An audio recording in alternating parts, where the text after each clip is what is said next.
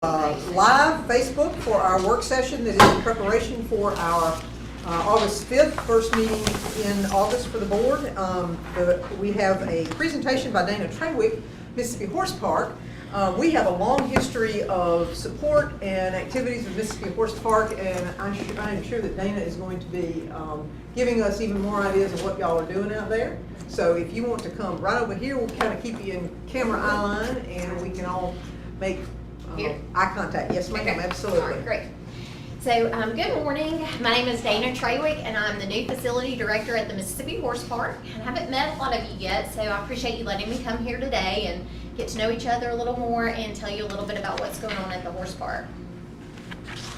So, as you know, the horse park opened in 1999 and was established as a partnership of the city of Starkville, Ocklawaha County, and Mississippi State University. What started as just the 4 metal buildings on a gravel road has really flourished and become a sought-after facility. With the paving of Poorhouse and Hell State Boulevard, we are really now on the front row and make a first impression for a lot of the people coming into town. So we strive to be a positive influence when they roll in. With the help of this partnership over the years, we have really been able to expand the facility and create a unique experience not only for our community, but for the promoters that are traveling to town to produce events.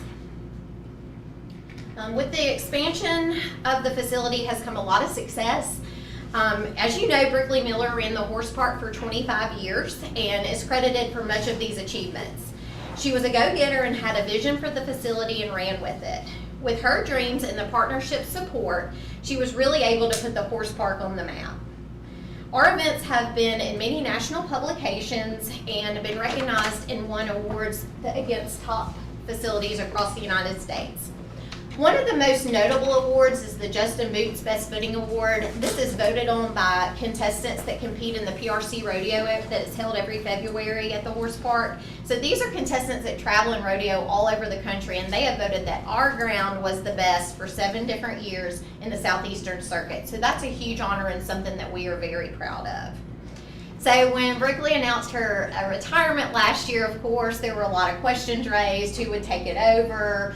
How is it going to continue to run? And so, you know, Brickley was the horse park, so you couldn't associate one without the other. So as you can imagine, that was a little intimidating stepping into that role.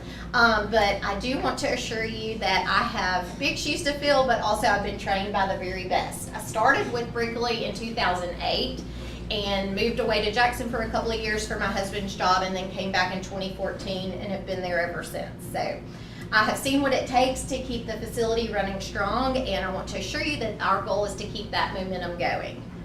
There's a certain standard and quality that people have come to expect when rolling through the gates, and we want to continue to keep that vision going as well. She instilled in me also the value of this partnership, and so I look forward to continuing to work with y'all and make our community the best it can be. With that being said, 2024 was full of events. So we had 114 days of activities plus weekly drone classes that were taught from MSU. And then although the horse park was really kind of set up for livestock and equine events, we host a variety of things out there every year, from rodeos and barrel races, of course, to dog shows, educational workshops, concerts, you name it, and we have probably hosted it at the horse park before. I'm going to interrupt you. When was the last time y'all had a concert? It's been probably 3 or 4 years ago. Yeah. You got plans in the works to do? I actually talked to them last week, and there were hopefully maybe something in the spring, so we'll see. We always go through music makers with Mississippi State, so they always do a really good job with that. So many of our events are great because they bring a unique demographic that may not have would have traveled to Starkville otherwise. And then most of them are multi-day events, so they bring people into town to utilize our restaurant, shops, and local businesses, bringing new dollars. So these are just a few of the highlights from 2024. Of course, we have the Rotary Classic Rodeo every year. That's our largest spectator event that brings in thousands each night for the performances. We strategically plan that in conjunction with the Dixie Nationals so that we can attract top contestants from all over that can compete in both rodeos. And so not only do we have the thousands of spectators that come in, but we also have the contestants that typically want to stay on our grounds before heading to Jackson because they know they can count on us to be safe and clean, and so they'll stay with us throughout that week. This is also the Rotary Club's largest fundraiser, with the proceeds benefiting local educational and humanitarian activities. So it's just a really great, awesome community event that I feel like everybody kind of gets on board and to be part of. So the horse picture second from the right up there, that was the Cinch Challenge team pinning event, and it was held for the first time last year, as well as the Ames North State Qualifier hosted by the Mississippi Wildlife Fisheries and Foundation. Those were both first-time events, but although they were first-time events, they were a huge success, and both groups booked 2 events in 2025. So the archery tournament brought in over 2,500 kids that week, and that is, they said, something that will continue to grow, so that's a great ad to have. All over the state, or is that the southeast? The state? Mm-hmm. Yes. And then the Golden Triangle Kennel Club Dog Show also brings in a unique group every year. They had 32 states and Canada represented last year. Then the bottom left corner, that's the Lucky Dog Barrel Race. That is one of our biggest events each year as well. The promoters are from Arkansas. They brought this event to the horse park about 14 or 15 years ago, and it has just exploded. They sell out every year, our permanent stalls and RVs, and we typically have to set up temporary stalls and use local barns for overflow. So that's just a great event that brings in a lot of people. It's a 4-day event. And you know, it says up there it's 308 contestants from 11 states, but that's not, you know, what all is on our grounds, because that's just the contestants. That's not including the vendors, the people traveling with the contestants, the staff. So it's really about 1,000 people that are there for that week, or 4 days.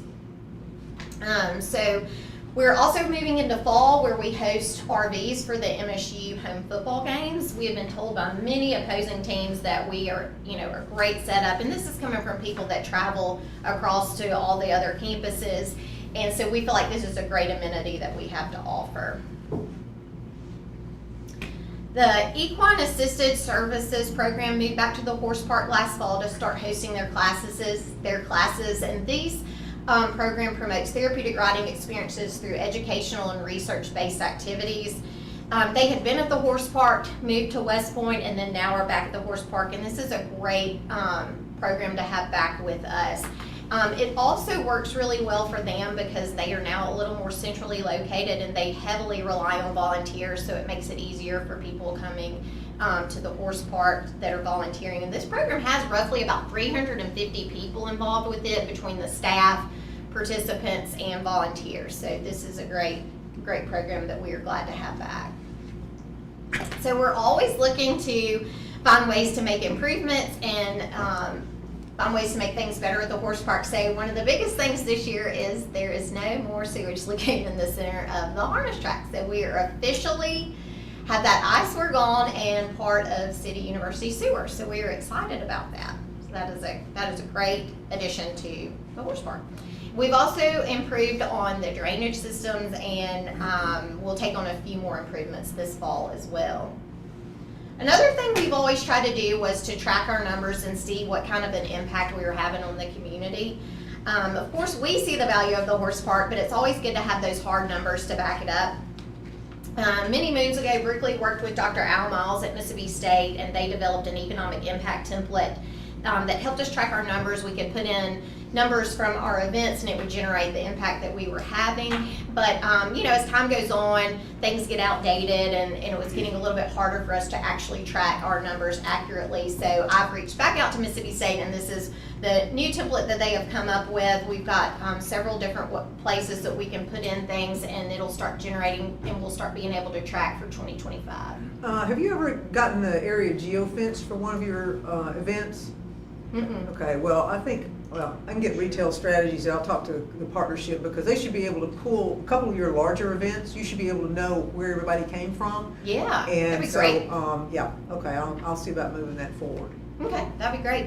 So we will be able to start tracking with our template that they have created, starting, you know, for these 2025 events. So that's going to be a great tool for us to see, you know, what kind of an impact we are having. We do know that we have over 60,000 people come through our gates each year, and that 90% of our business travels from 90 miles away or further. So that's got to be doing something, right? The Lucky Dog would be one of your bigger ones? Mhm. What's another big one?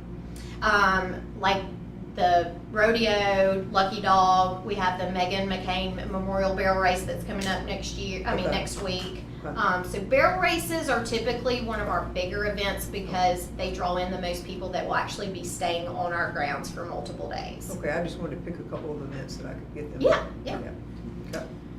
Okay, so just as we roll into fall and look towards 2026, we just want to continue to strive to be the remarkable horse park that people have come to love. Our promoters are already inquiring about dates for next year, and we've got several new promoters that are wanting to move their events to the horse park. So the future is looking bright, but we can't do it without you guys. So we hope we can continue to have your support and help us move it forward and continue to grow. Do you have any, is your calendar, obviously it's not set yet, but your calendar is beginning to fill up is what you're saying? It is. Okay, how many events do you anticipate you could actually support annually? Could you support every weekend if you could, for example, I mean, I know that's not true because you need a rest.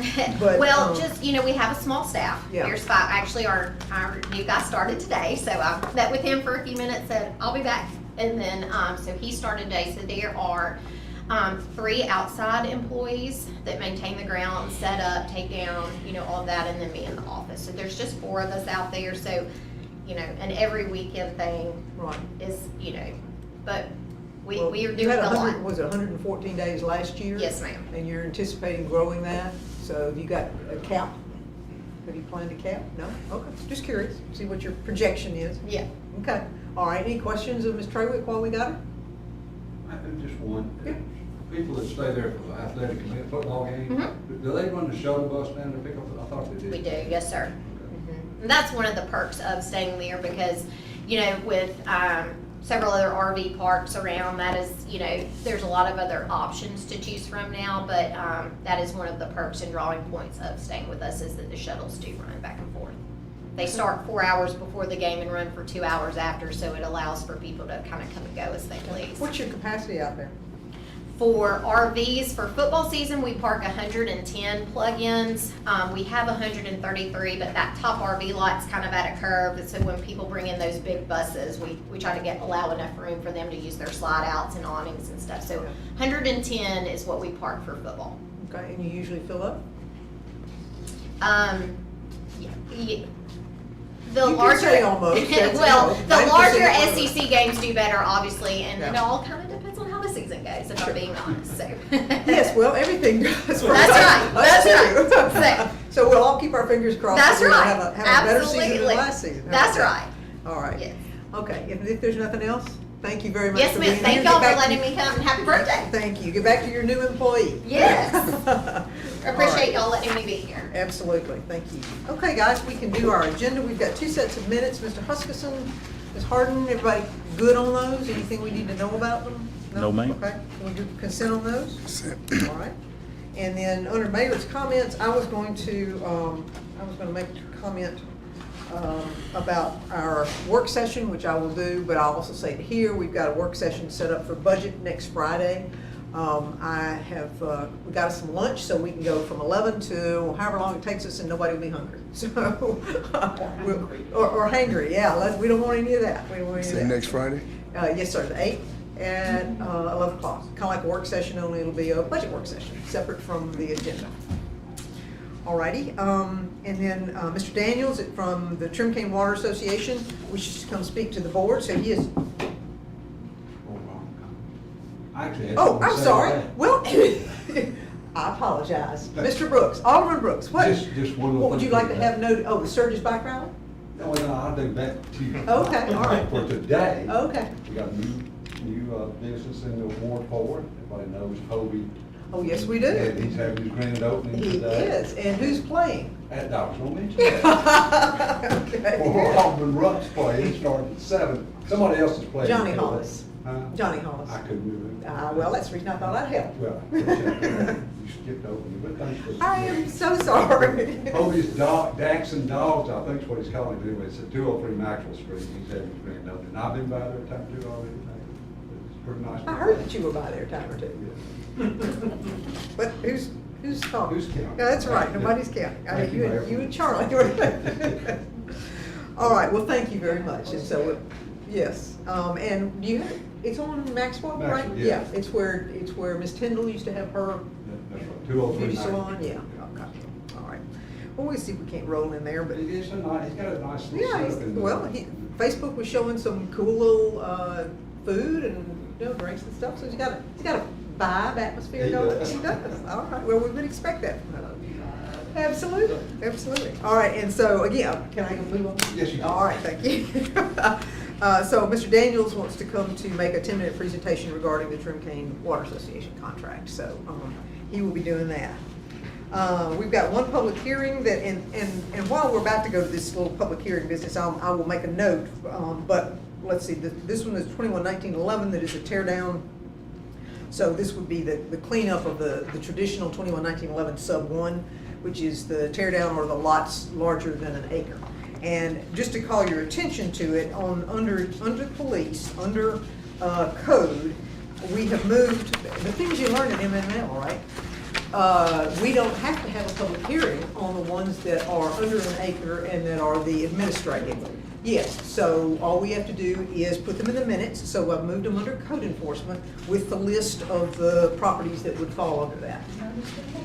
Yes, well, and that's the reason I wanted to have an explanation, so we don't have to have a public hearing on the mowings.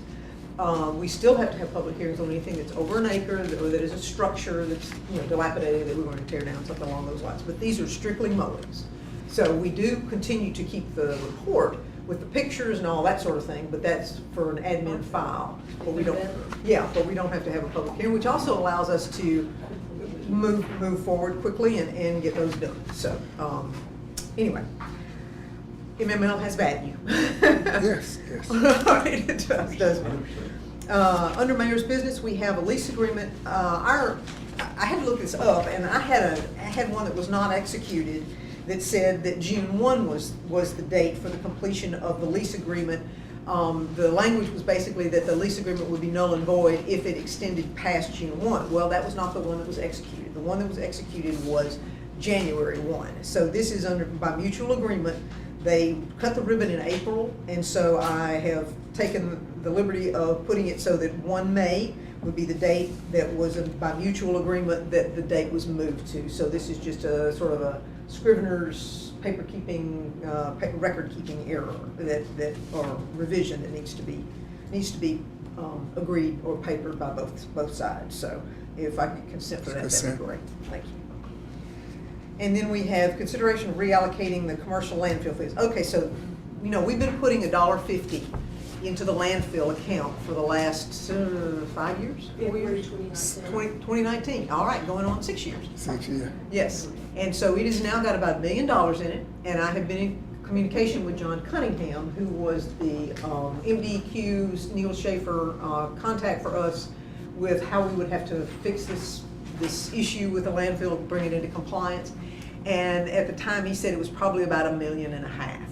But I think we've still got participation from the county on this, and so we've got a little over $1 million. And I think if we can transition the $1.50 and make it 50 cents from now on still going to the landfill, and the dollar transition to the sanitation department, which means we need more money in sanitation, but that allows us not to have a rate increase. That allows us to just transition that over to the sanitation department and still hopefully meet our obligations as we're looking at the budget next Friday. But that is just I wouldn't say it's a journal entry. What would we call it technically, accounting people? A reclassification. Okay, I like that, a reclassification.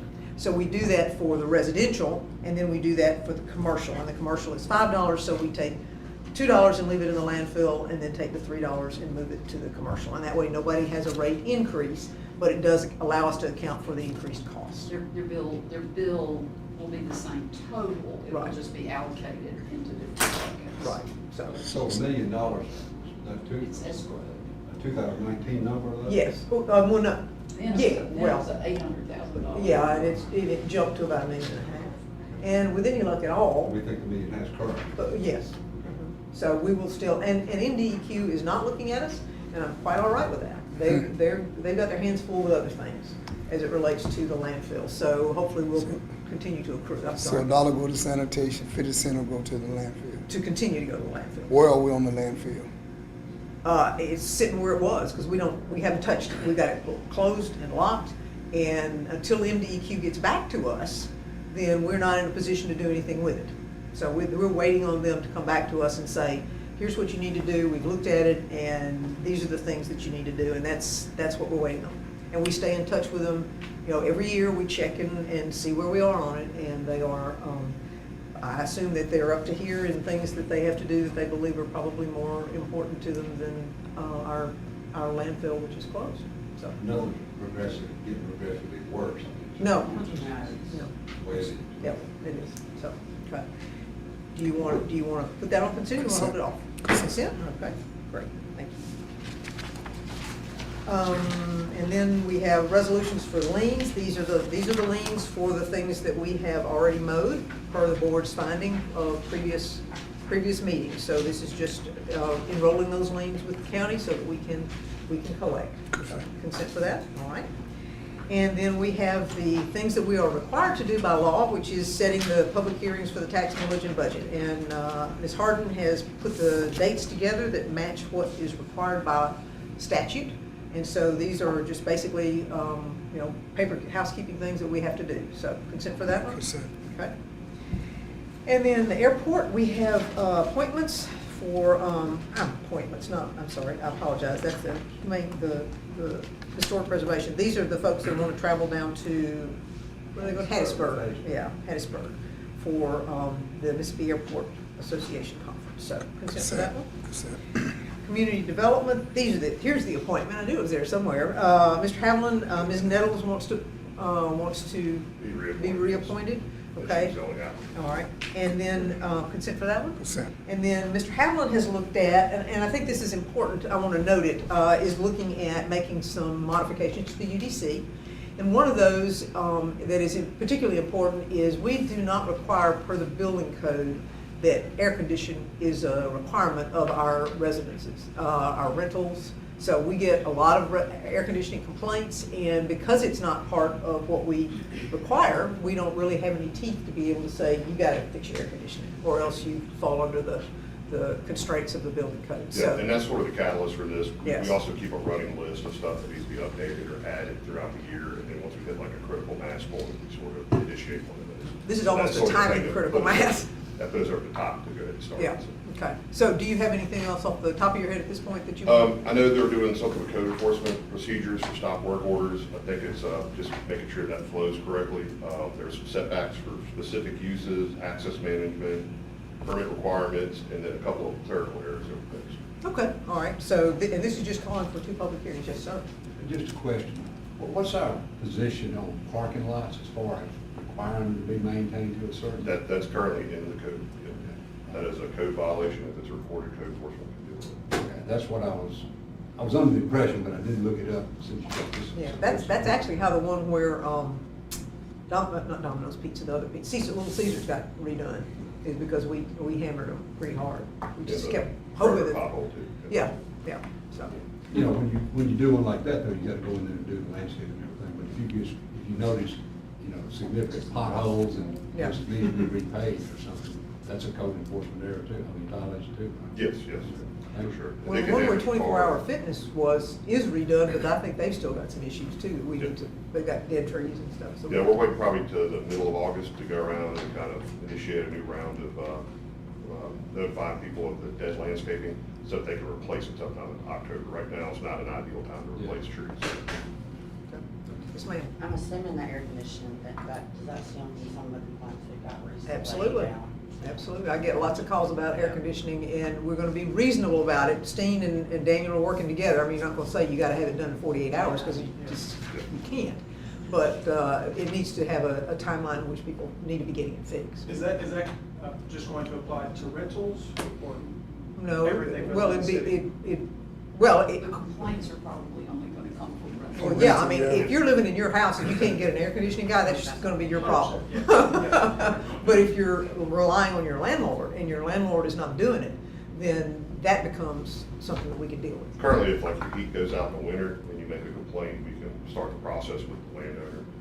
So this just allows us to do the same thing for air conditioners. What timeframe are we putting on that? Well, that's what we're looking at. I mentioned 2 weeks to 30 days to We've got to do a steam. little research on it. see But what yeah, the reason- that's the thing, we're going to look and see what it's going to take to See do. about maybe making it, I don't know, temporary until they can get it permanently fixed. Well, Or temporary. and we're going to let them do that. 'cause- With a lot of code issues, it's kind of like, it's on the person receiving the violation to just prove that they're making efforts to fix it. Yeah. You know, if they're making efforts to fix it, they can show that to us, we're pretty reasonable. Yeah, well, and the reality is you can buy a window unit and I keep like 6 at the shop. Because it goes out at 7 o'clock on a Friday night and, oh my word, you know, I'm not gonna be able to get air conditioning people, so. Yes, Question, sir. how long you gonna let that window unit stay in there? Because Well, but that's the thing, is, you know, Yeah. I don't wanna stay in there very long, I wanna fix my air conditioning, but, you know, a lot of people are not quite so. We need to go to Channel Parks then and get them straightened out quick. Cause they got some people got window That's units been in there for quite a while. That's been one of the places that I've gotten complaints from, so, Okay. absolutely. Just one question for Bert. Yeah. But you know, the air conditioning, I mean, like Fannie Mae or Federal House, FHA, you know, they don't require air conditioning. Is this gonna put us at odds with something like that? I haven't looked at that, but I'm comfortable that we can have some requirements on these kinds of In things. addition to, Yeah, but I'll confirm that, but I have not looked at, but they gotta have heat, we gotta verify heat. yeah, you can just flip it to the other side with the heat and the air, I think, yeah. I think it's a good thing because people paying all that money for Central Air and then they gotta use a window unit. That's not good. Yeah, that should be a That's temporary fix. not being fair. Anything else? Oh, that's it. Okay, Consent. anybody? Consent? Okay, well, good, thank you. Okay, engineering, we have a services contract with Neil Schaefer. Stephen, are you representing engineering for Yes, ma'am. whatever? Okay, and this is for the SS4A grant, which is our roundabout, Garrett Road. And so this has to do with their not to exceed amount, and they're doing, this is a little bit larger number than we're used to. You want to share with the thought that goes with this? Yeah, so this is the design contract for the roundabout at Garrett at Station 12. It's gonna have sidewalks on all sides, and it's gonna connect to the multi-use path on Garrett Road at Old West Point intersection. But it also includes supplemental planning along Highway 12 inside the city limits to plan for future improvements, projects, things like that. So it's a much Study- larger, It's much larger than just the roundabout project. okay, all right. Mayor, Yeah, thank Vice you, Mayor. thank you, Mayor. Thanks for the explanation. Yes, when I saw that dollar amount for that preliminary engineer, Mr. Attorney, maybe we're in the wrong business, $1 million almost. I'm glad he gave the explanation, Mayor. That's a lot of money. I just thought from the way it was written, it was just that contract for the roundabout. Mr. Engineer, maybe in the future, Mayor, they can explain it more. When I saw that almost $940,000, that's a lot of money if it was just for that project. So thank you for the explanation. Certainly, and if you recall, this is that, it's a $10 million project, and $8 million of it is the grant that goes with that SS4A grant, so. And it's going to be another one of, in my opinion, my humble opinion, it's going to be another one of those projects that has a signature statement for us, because that will be our entry into Starkville coming in from the east, and I think properly done, that's going to be something we can be really proud of as to how it turns out, so. Well, I'll add there, that falls right in my ward, and I cross that almost daily. And it's a bit terrifying. People are coming off the highway 80, and they don't stop until they get up there to the Walmart. And so we try and cross there, Yeah. not to get anywhere. Well, That'll be a great piece. Yeah, and it'll say you're in town now, basically. Yeah, slow down. Yeah, Right. exactly, okay. Consent for that one? All right, thank you. Then we have a change order with Burns Dirt. If you recall, this is in Moreland's ward, Alderman Moreland's ward. This is that sinkhole that showed up having to do with the storm drain, and so we had to do kind of an emergency repair on this, and when they started digging into it, the repair requirement was more extensive than we realized, and so this is that additional cost associated with that, but we've had to put that in there as a part of that emergency repair. So consent for that one? Consent. I do have a question on Yes, that. ma'am. Is these issues that came up after the fact, was that something that, I'm gonna say we didn't do due diligence on, but was that they just did? No, I think they discovered it after they got in. Stephen, Yeah. you want to? Yeah, we didn't know the exact location of the storm drain and the water main, and that's a lot of what the cost of the delay has been. They had to remove pretty large section of water main to be able to access the storm drain, to dig it up. They had issues with duct main nearby that we didn't know that was there, that they had to shore off. And there was an abandoned sewer main that was in conflict too, and it wasn't properly filled and grounded, so they had to do that too. But like a going for when somebody develops something like this, we have got what we need in place to keep us from discovering unexpected. Yes, ma'am, we've been shooting everything with our GPS on this one, and in new developments, we get as-built and we shoot everything with GPS, yes. And while we're doing that, we're also coordinating with utilities, so utilities knows what's nearby, Yes, right? I've been in contact with Mary regarding replacing the water main. Super, okay, thank you. Consent for that one? Consent. Okay. And then we also have we have a Simmons erosion control. This is part of our Spring Street connector south improvements. Anything about that one, Stephen, that we need to know It's particularly? 8-foot sidewalk from 12 to Loxley, repaving Spring Street, striping bike lanes. And this is the bid for that? Yes, ma'am. Consent for that one? Consent. Okay. All right, we'll skip the claims docket, move to HR. We've got authorization to hire, we've got 1, 2, 3, what else we got? Okay, we've got hirings, and these are all, Greg, these are all replacement positions. Okay, consent for those? Yes, sir. That person there, Samuel Fisher, Mhm. he's a young man that's been working at the FBO and taking flying lessons. He's flown way a good bit. He's a good kid, good stuff. And he was there, basically, Roger said he's probably their lead lineman out there. And he's now gonna be part-time, but he's gonna be doing flight training. Okay. But he still wants to stay on and Well, good. and they want to keep him any way they can. So that's why he's transitioning to part-time. Okay, well, Rodney's back there nodding. Yeah, am I correct? Yeah, that's right. Okay, cool. He's a very good person for the city to have on staff. Okay, great. Consent for those three then? Consent. And then we have the promotions. Promotion. And this is for, we got Scotty. Scotty's gonna be a lieutenant, so our code enforcement person is now gonna be a lieutenant. Good for him. And then Robert Agaris and Parker Medine to the rank of sergeant. And then retain the candidates from the promotion for filling any additional vacant positions. Consent for those? Consent. All right, and then this last one, we will not put on a consent agenda, but this is that recommendation for disciplinary action, so we will leave that off of consent. Under police, we have alcohol impaired driving grant. AC, are you representing chief at this? AC? So I'm just saying, if there's anything you want to add in as we go through these, feel free. So we've got accepting the 100% reimbursable alcohol impaired driving grant. Consent for that one? Consent. That's a long-term grant. that Yes. We've had Yeah. great success in getting renewed every year. And then the reimbursable traffic services, police traffic services grant. That's 100% as well. Consent for that. I love that 100% stuff. No, it may be new to AC in terms of what it's specifically earmarked for, but it's a similar grant to others that we've had. It helps a lot of the overtime. And then we've got Glocks. We are trading our Glocks for more Glocks. This is a selling to a particular vendor who is the vendor for this type of transaction. So consent for that one? Consent. Okay, thank you. And then we've got services with LexisNexis, which is, that's Accurate Track Services. But this is automatically renewed with a 5% increase each year. So it's one of those things, a must-have. So consent for that one? And then non-compensated special investigator contract for the Bureau of Narcotics investigator Michael McClendon and the police department. Anything about that one, AC, that we need to know?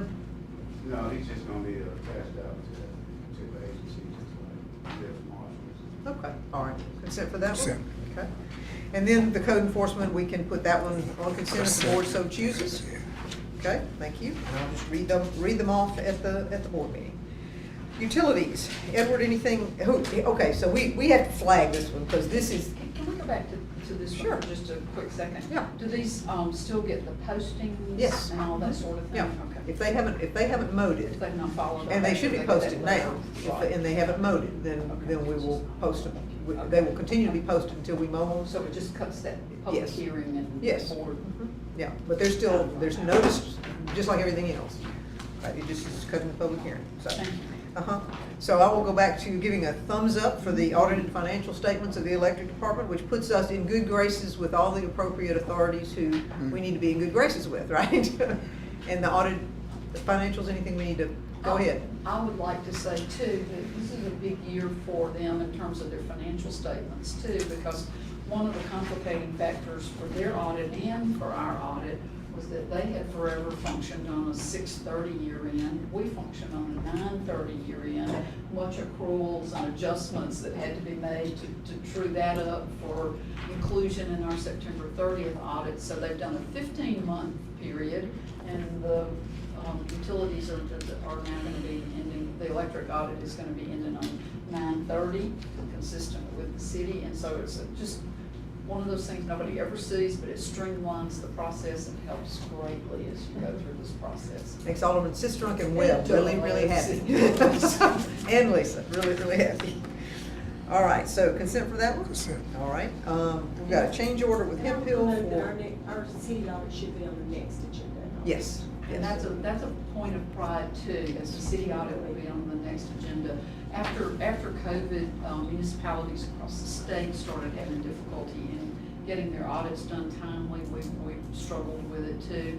It had gotten to the point that the state auditor's office was actually starting to withhold sales tax from some cities if they weren't completing their audits timely. You've got 12 months from the end of the fiscal year to timely complete your audit. So we're going to be in compliance. Our sales tax monies will come to us as they should, and we should be on track going forward too. And now that we're caught up. Yes, and we're really grateful that Watkins Board of Very, Stafford very. put us at the top of the list so we could Very. be compliant.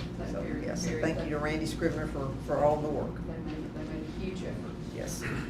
Edward, I'm gonna let you talk about this next one, which is the change order with Hemp Hill for the sludge business. Would you do a little? Sure, yep. I included in the packet a couple of photographs from the wastewater treatment plant as of earlier this week. We've got ditch one completely drained, and you'll see in the photographs, we're down basically to the sludge at the bottom of the ditches. When our engineers were estimating doing the plans and estimating the quantities, the amount of sludge at the bottom was unknown. There's no good way to measure that. And what they have found is that the amount in those ditches is more than they estimated. What we're currently doing is we're treating the sludge, similar process to what we do on the biosolids projects. We're hauling it to the landfill at GTR. Our engineer, we've gotten halfway through our planned quantities at 100 tons. We have 200 tons planned for the project. And what we're proposing to do is change the method of disposing of that and haul it to our nearby lagoon, which our engineers feel like will be within compliance, and we have the capacity to do that. And so this change order is adding a new pay line item to do that, and we're hopeful that this will be a budget neutral change, utilizing the remainder of that 100 tons of sludge hauled off, reallocate it to the nearby hauling, and add some contingency funds. Okay, so you don't think this is gonna have a financial implication? As of right now, we think it'll keep us within budget, but we're trying to do it early instead of waiting until we approach that full limit. Okay, great. Consent for that one? Consent. Okay.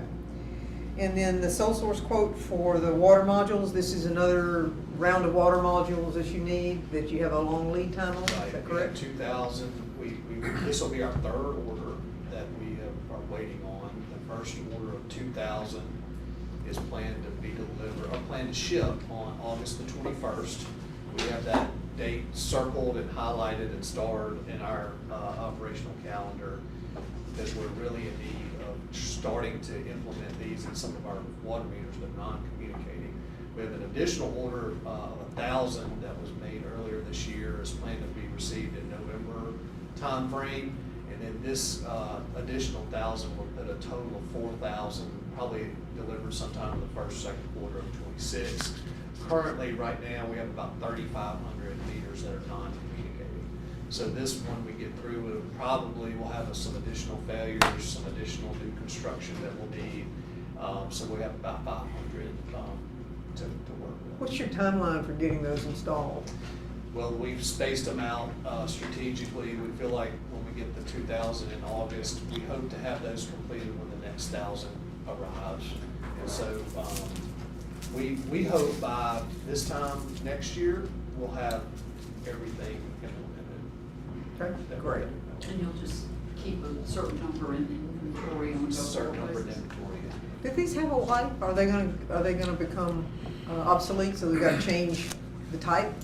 At some point, they're batteries. Yeah. There's a battery in them. They're D-size batteries. Well, I wasn't thinking about that kind of life. I was thinking about the, You don't wanna have so much inventory. Yeah, that that 10 you're years gonna- from now, you're pitching it. yeah. Right, we'll have 500 spare, which is, Okay. that would not be an excess amount. Okay. All right, thank you. Consent for that one? Consent. Okay.